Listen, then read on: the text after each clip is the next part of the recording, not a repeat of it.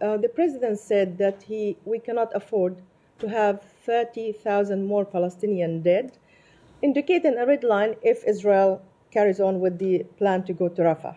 So 60,000 Palestinian dead is a red line, and 30,000 was not a red line.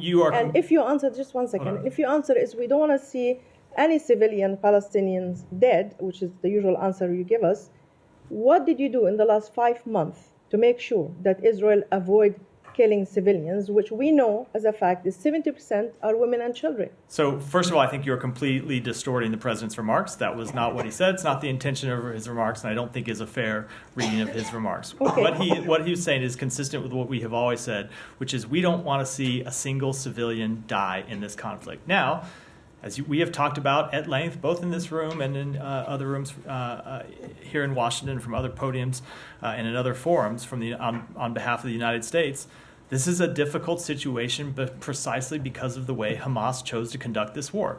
Hamas launched this war on October 7th, went into Israel, and then immediately fled back into Gaza, and not only hid behind hostages that they took, Israeli citizens, but hid behind Palestinian civilians. And so Hamas bears a great deal of responsibility for putting civilians in harm's way. But that said, when you ask what it is that we have done, we have consistently engaged with the government of Israel to encourage them to take steps to minimize civilian casualties. That has been the hallmark of our engagement with the government of Israel since day one. But the very tragic fact of the matter is that they are engaging in an urban environment where Hamas hides its tunnels under schools, under mosques, under apartment buildings. We have to see Hamas leaders embed themselves in apartment buildings with civilians, including children, including women. And so it is a very difficult situation. And that is so.